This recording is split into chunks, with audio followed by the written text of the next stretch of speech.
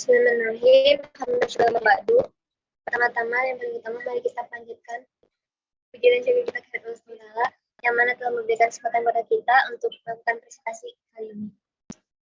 Di sini kami akan melakukan presentasi yaitu tugas UAS yang dianggotakan oleh yang pertama saya sendiri Azzatul Ismailiyah, selanjutnya ada Bisa Mawan, selanjutnya ada Gita Maraulia, dan terakhir ada Muhammad Rizky Firdaus. Yang pertama di sini ada input IOStream.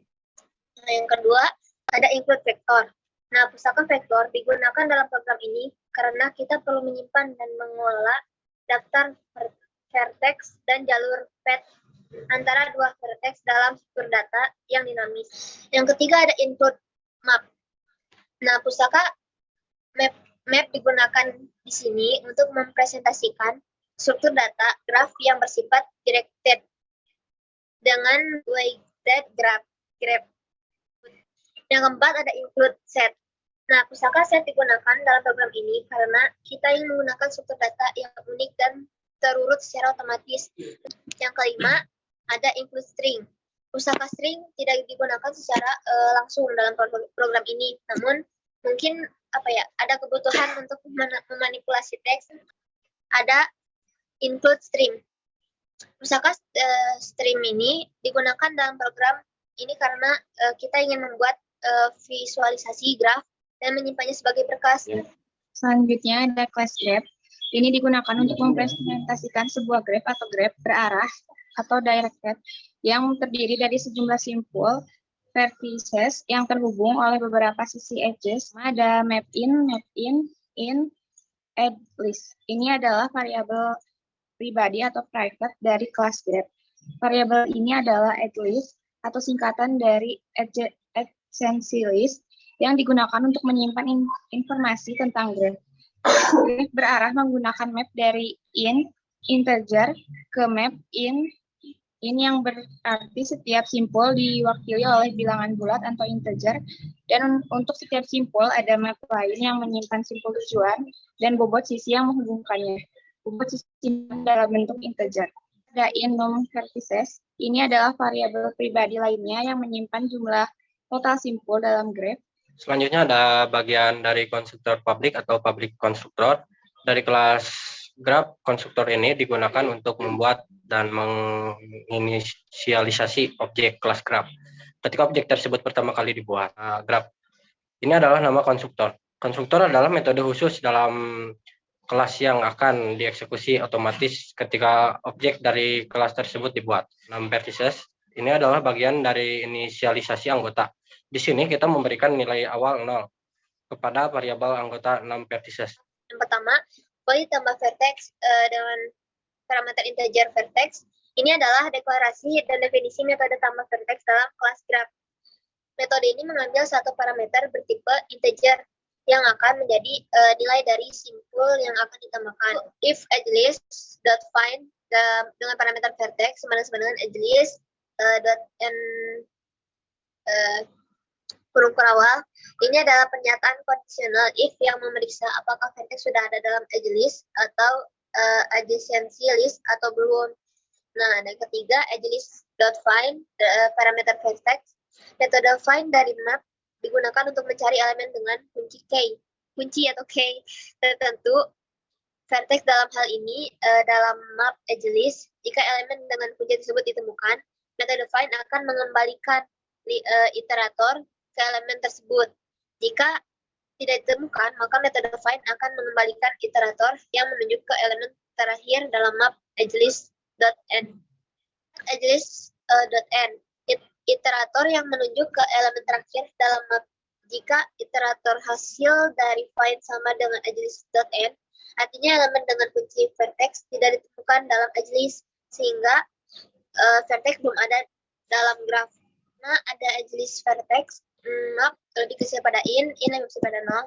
Jika vertex belum ada dalam edgelist, baris ini menambahkan elemen baru ke dalam map edgelist dengan kunci vertex dan nilai berformat kosong. Nah, lebih besar pada in lebih besar pada 0. Hal ini dilakukan untuk menyatakan bahwa simpul dengan nilai vertex sudah ditambahkan ke dalam graf. Ada 6 vertex plus Jika vertex berhasil ditambahkan ke dalam edgelist, maka jumlah total simpul dalam graf 6 vertis akan diinkremen atau ditingkatkan untuk mencerminkan penambahan simpul baru. Ya, ada fungsi hapus vertex. Fungsi ini bertujuan untuk menghapus sebuah simpul atau vertex dari semua sisi edge yang terhubung dengannya dari graf. Ini adalah deklarasi dari definisi metode hapus vertex dalam kelas graf. Metode ini mengambil satu parameter bertipe integer vertex yang merupakan nilai dari simpul yang akan dihapus dari graf. Kedua ada if, addList, find vertex tidak sama dengan addList n. Ini merupakan pernyataan kondisional if yang memeriksa apakah vertex ada dalam addList atau tidak. Iterator yang menunjukkan ke elemen terakhir dalam map jika iterator hasil dari find tidak sama dengan addList n. Artinya elemen dengan kunci vertex ditemukan dalam addList sehingga vertex ada dalam graf. Selanjutnya ada addList erase ya, vertex. Jika vertex ditemukan dalam addList, baris ini akan menghapus elemen dengan kunci vertex dari addList sehingga vertex dan semua sisi yang terhubung dengannya dihapus dari graf. Kemudian ada 6 vertis min ya. Jika vertex berhasil dihapus dari addList, maka jumlah total simpul dalam graf vertis akan dikurangi untuk mencerminkan penghapusan simpul. Ini ada COT pemanggilan ya, hapus. Ini adalah looping perulangan yang digunakan untuk mengakses setiap elemen dalam addList yang terdiri dari pasangan kunci nilai erase dan vertex ya. Di dalam loop, barisan ini akan menghapus vertex dari setiap map yang berisi tetangga-tetangga dari simpul lain. Dengan melakukan ini, semua sisi yang terhubung dengan vertex akan dihapus dari graf. Yang pertama ada void tambah edge dengan parameter int src, indes, dan inweek. Ini adalah deklarasi dan definisi metode tambah edge. Dalam kelas grep, metode ini mengambil 3 parameter bertipe integer yaitu src, des, dan week. Ada edgelist dengan parameter src dan des sama dengan week. Garis ini menambahkan sisi baru ke dalam edgelist atau adjacency list. Void hapus edge dengan parameter in src dan indes. Ini adalah deklarasi dan definisi metode hapus edge dalam kelas graph. Ada edgelist, find search, edgelist n. Pernyataan kondisional pertama ini memeriksa apakah simpul src ada dalam edgelist atau adjacency list. Pernyataan kondisional kedua ini memeriksa apakah simpul des adalah tetangga dari simpul src, yaitu apakah ada sisi yang menghubungkan keduanya. Ada edgelist src iris des. Jika sisi di antara src dan des ditemukan dalam graf, baris ini akan menghapus elemen dengan kunci des. Repeat dengan parameter integer src, integer des, set, in, dan visitor vektor in dan pet. Ini adalah deklarasi dan definisi metode cari pet dalam kelas graf. Ada if src sama dengan des. Pernyataan kondisional ini memeriksa apakah src sama dengan des. Nah, jika kondisi ini terpenuhi, artinya kita telah mencapai simpul tujuan. Maka jalur ditemukan. Nah, selanjutnya baris di dalam blok if akan dieksekusi. Pet.push back des. Jika src sama dengan des, baris ini akan menambahkan simpul des atau tujuan ke dalam vektor pet karena kita telah mencapai simpul tujuan. State.insert src. Jika belum mencapai simpul tujuan, baris ini akan memasukkan simpul src ke dalam state untuk menandai bahwa simpul tersebut telah dipenuhi. Adalah loop atau perulangan yang digunakan untuk mengakses setiap tetangga neighbor dari simpul src dalam edgelist. Selanjutnya saya akan menjelaskan bagian ini. Pertama ada vektor in, get path, dan parameter integer source, integer destination. Ini merupakan deklarasi dan definisi metode graph dalam kelas graph. Metode ini mengambil dua parameter bertipe integer ya, source dan destinasi, yang mempresentasikan simpul asal dan simpul tujuan untuk mencari jalur. Kedua ada vektor int path ya. Ini untuk membuat vektor kosong dengan nama path untuk menyimpan jalur yang akan ditemukan. Selanjutnya set int visited. Ini untuk membuat set kosong dengan nama visited untuk melacak simpul yang telah dikunjungi selama pencarian jalur. Metode selanjutnya cari path sort visited path. Ini memanggil metode cari path untuk mencari jalur dari simpul source ke simpul destination. Metode cari path akan mengisi vektor path dengan jalur yang ditemukan. Di first traversal in star vertex ini adalah deklarasi dan definisi metode di first traversal dalam kelas graph. Ada di first traversal atau star vertex visit memanggil metode rekursif. The first traversal dengan dua argumen star vertex dan visit. Selanjutnya untuk memvisualisasikan graf menggunakan grafis, sebuah perangkat lunak untuk membuat visualisasi grafik yang sering digunakan dalam dunia pemrograman dan ilmu komputer.